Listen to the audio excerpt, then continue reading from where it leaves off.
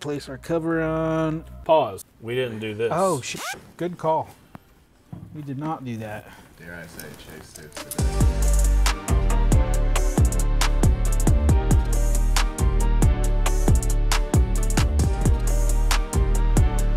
What's going on, everybody? Chase on Two Wheels here for another Wreck Bike Rebuild Garage episode. Got Brian behind me, and on our table is a fucking disgusting CBR 600 engine. In today's video, we're going to be working on our CBR 600 engine. I'm going to remind you guys again, this is Wreck Bike Rebuild Garage. We are supported by our beautiful people over on Patreon. If you want to win our CBR 300, 600, or 1000, that is where to go. If you got $5, we would appreciate it. Gross engine. We're going to clean it. But first, we got some holes to plug, and we have a top end to finish shimming? Adjusting the valves. Adjusting the valves. You guys didn't see it earlier. We were unboxing. Pause. Go watch the last episode if you want to see, or we'll link it in the description if you want information on how you adjust valves. We did a really in-depth video. Brian walked us through the entire process. We're just going to be finishing that job today, but we do all the explanation in the other video. But the reason we couldn't finish it is because we ran out of shims. Luckily, you can just buy shims on Amazon, which is what we did. We'll put a link for the shims we got. So those finally came in. They did take a little longer to get here, but regardless, those are in. So Brian's gonna finish the adjustment job. And then we have to clean this thing because, you know, we make dream bikes here. You don't put a dirty engine in a dream bike. So we're gonna take you guys through the process of how to get a 40,000 mile motorcycle engine looking as close to brand new as we can possibly do it. It'll come pretty clean. You think so? Yep, yeah, it'll come pretty clean. It's pretty gross, but it'll come pretty clean. It's all powder coat underneath it. Okay. So it's pretty durable. You know, after we clean it, it may look a little hazy and dry, and nothing a little spray silicone won't cure. Right, well this area you won't even see because once the headers are installed and all you won't see any of that, but you know, it'll also, we'll see it. If you give it a little dusting of silicone spray, it also makes it harder for the dirt to stick back to it again. Oh, very cool. One of the things we will be installing is our OEM filter, oil filter, that we got from our boys at Revzilla. Thank you, Revzilla, for sponsoring this season and getting us all of our OEM parts. You guys make sure to go get OEM parts at Revzilla in the link down below. Thank you very much. Bye.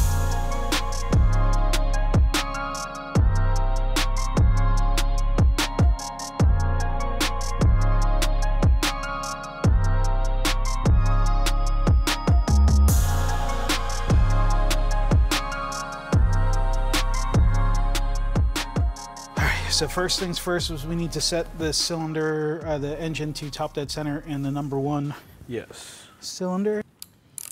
This is the part where the lines need to all be horizontal, or on this axis. Yes, as well as the timing mark on the engine case over here.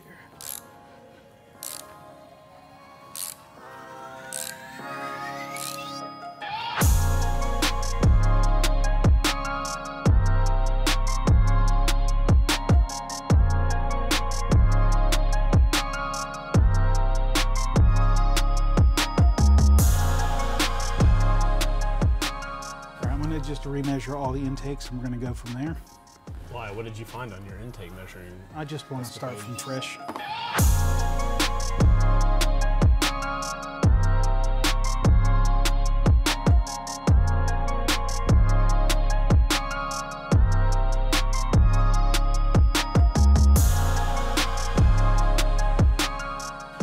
All right, so after analysis, C1, cylinder 1, second slot is the only one out of spec, and it is 0.010.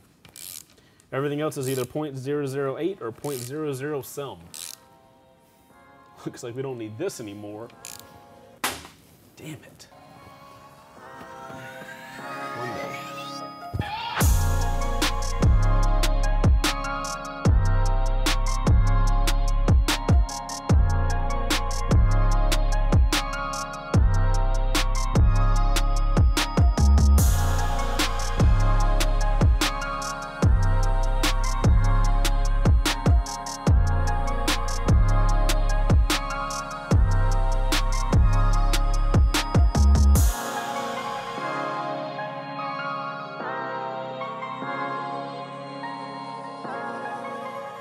And there we are. 0.008 fits in there perfect. We are now dead in the spec. And all of our clearances were good as our check before. So all of our valves are now within spec for clearance. And now we can install our valve cover.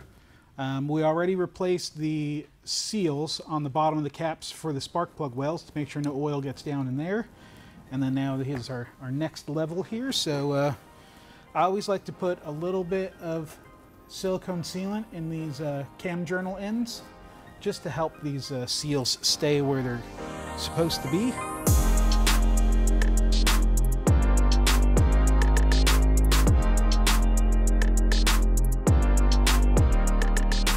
This gasket fits into a nice little groove. Hold on, Brian. Hey guys, can we shut the f up, please? We're trying to work here. Brian, please, can you restart that? All right, so we just want to make sure it's all nice in the groove all the way around. Place our cover on. Pause. We didn't do this. Oh, shit. Good call. We did not do that. Dare I say, Chase saves the day. Wow. Dude. He had that in his pocket.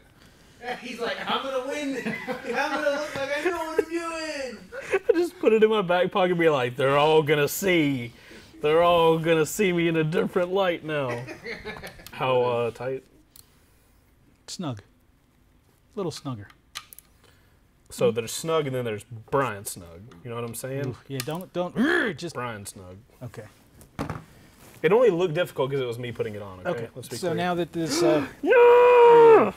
make sure that these fit into those little grooves there. Fit in there? Yes, sir.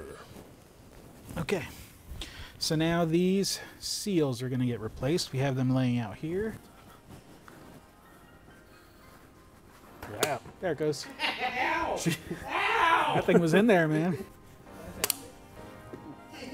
Watch out, Bo.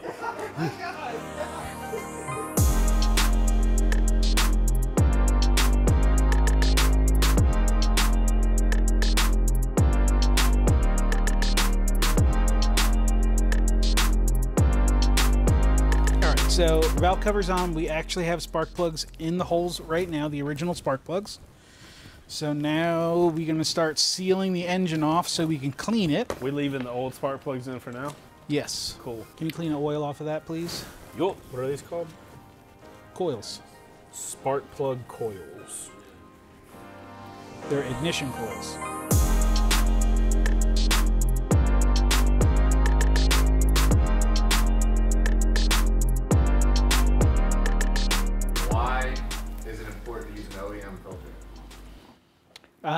I mean, I prefer an OEM filter. It's gone through many, many vigorous steps of research and development to make sure that it picks up as fine a material as it's supposed to, handle the pressure, the heat. You know, so there's a lot more R&D in this than your MGO or even your K&N.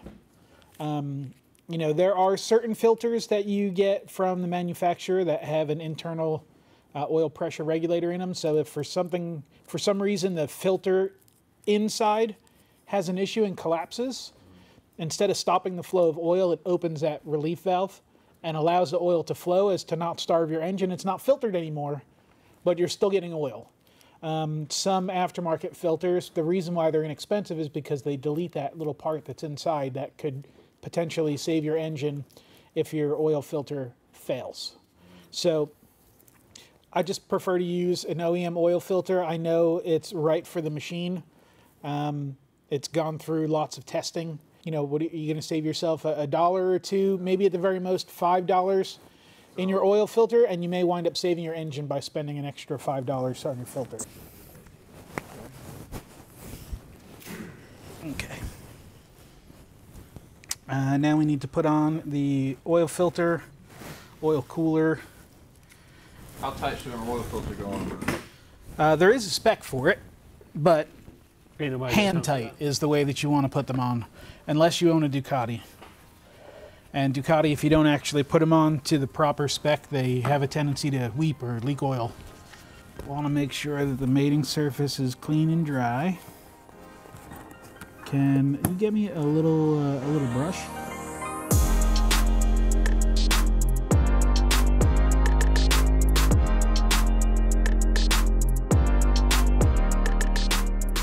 is you don't actually want to put this O-ring onto that surface dry because it will cook to it and stick.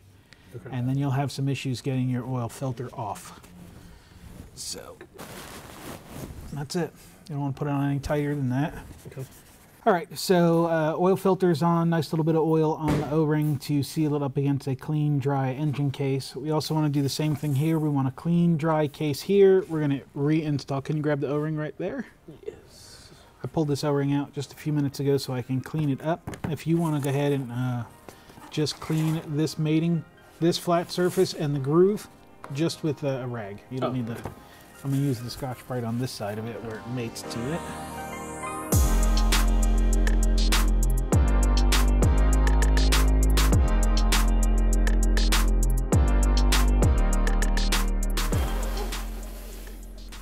Hold the engine, Chase. Engine holding. Okay. Ready to make a mess? Yes. Let's make a mess time. Let's make a mess. And then we'll need this totally disgusting thing. This is just hand tight, this guy? You put a tool on it and snug it down. We don't need to go in there again. Man, this thing is so gross.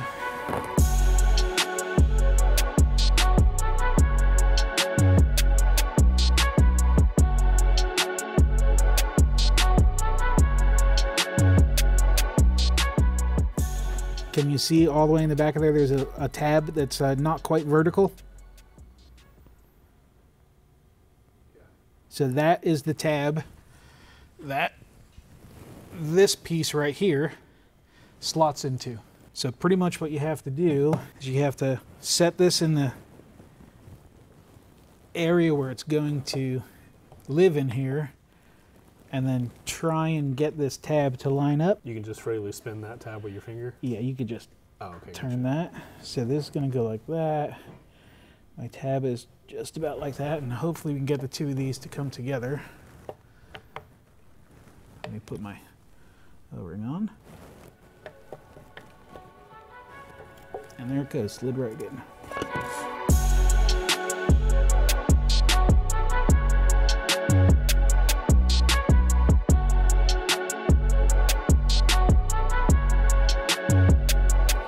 So we just installed the water pump over here to plug the hole in the side of the engine case so we can get to scrubbing this thing and not get any nasties inside the engine. We still have one more water pipe that fits in this hole right here that we can plug up.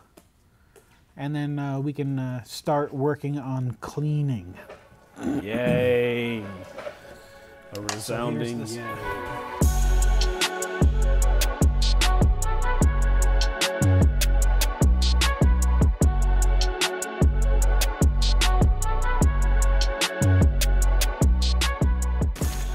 Brian, are we finally ready to clean the disgust that is... Okay, I need a face thing.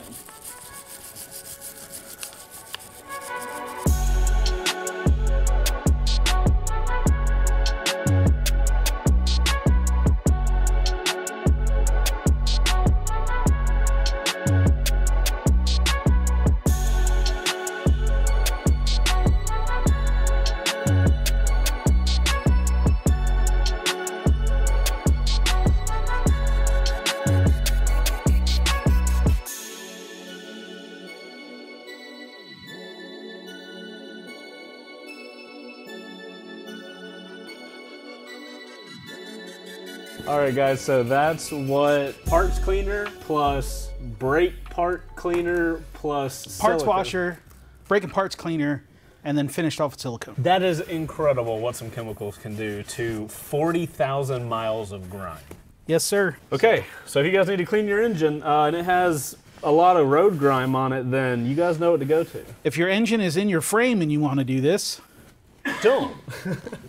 There is, well, please do, so it doesn't look like this in the future. Well, so yeah, what of this can they do while the engine's in the frame? If your engine is in the frame, and let's say you have a super sport bike, bike's wrapped in plastic. Yes. You take all your plastics off because you don't want to get these chemicals on your plastics. Because they're made of chemicals. And then depending on what type of, I would use an engine degreaser. actual engine degreaser, specifically made. So they make a chemical to do this? They do. Some of them go on cold, some of them go on hot. So you need to read the instructions on your degreaser that you bought. Sometimes you fire it up, let the engine get hot. I was like, so what? Turn the engine off, spray the degreaser on it, and let it sit until it cools off, and then you hose it off, and it usually just knocks all the stuff off. I'm over here thinking you put the shit in the microwave. Yeah, a metal can in the microwave with chemicals in it. Sweet. Yeah, I mean, cleaning your engine on occasion is obviously not bad for it. If you have some sort of oil leak or something like that, it's super hard to tell where it's coming from if your engine is dirty. You know, it's almost like a maintenance thing to keep your bike clean as well. So at this point, are we good? Is the engine like good to go back in the frame whenever we're ready for it? So there are a couple things that we do still need to address. We're going to have to remove the water pump again. Why are we going to have to remove it? Because we do have an O-ring for the water pump. Okay. A new O-ring, so we're going to replace that. It did slide in a little easy, so that O-ring is probably shrunken over time. So we have to do that, and then we're going to replace all the hoses. Far easier to do like this than it is in the frame for sure. Right. So we'll probably want to do that before this goes back in the frame. But besides that, we also have the stator cover on this side that we still have to do. This one's scratched up a little bit. We have a new one. Yeah, it's in the box. Right here in the box that we still need to put on as well. But again, I'm not sure if we want to put that back on until we're ready to put it back in, just in case we scratch it. Yeah, because that's super easy. You know, the clutch one we put on already because we were already in there. We haven't cracked this free yet, so there's no sense in opening this up and doing that until we're ready to put the engine back in the frame to make sure that we don't actually scratch that cover. At this point, our engine is happy, which makes us happy. This is very now happy. we can move on to the pretty stuff. Thank God. So, a woo from the crowd. Coming soon in an episode near you, we're going to be picking colors. We're going to be ordering some parts in for this, including bodywork. We've got a lot to order for this guy. We do. We do still have, a whole bunch of, little OE parts that are going to go in, seals and gaskets and bearings and O-rings and stuff like that are going to go back together into the chassis as this engine goes back into the frame. Obviously, all that stuff can't go into the frame until we get our frame powder coated. Right. And we can't powder coat our frame until we choose our colors. So you see where we're at now. Welcome to the crazy world that we have to exist in. Everything goes in steps and in stages. So this is a good note, though. This is a good spot to be in. This is a good spot to be in, but if you guys are wondering how you can influence what these bikes end up looking like, our people over on Patreon are the ones that help us choose those colors. So that's kind of how we intertwine them with all of what we do. And now that we've got a pretty engine, I think we can finally end this long and tireless day of... My fingers are sore. So guys, that's going to be the end of this episode. If you guys got to this point in the episode, make sure to hit that like button. We appreciate you guys that get to the end of it. Outro crew, how many of you guys are closing this window and going to grab engine cleaning chemicals? But after seeing how well all that stuff worked. You guys take it easy, ride safe, and we'll see you on the next episode of Wrecked Bike Rebuild. Make sure to click down below to join us over on Patreon, and you can do there's a lot of stuff in the description in this episode. All the links. There's a handful. All the links down, it's down there. It's on the floor with all the pieces of the engine. All right, so the spec is 0.007 to 0.009. So anything that's 0.007, cross it off.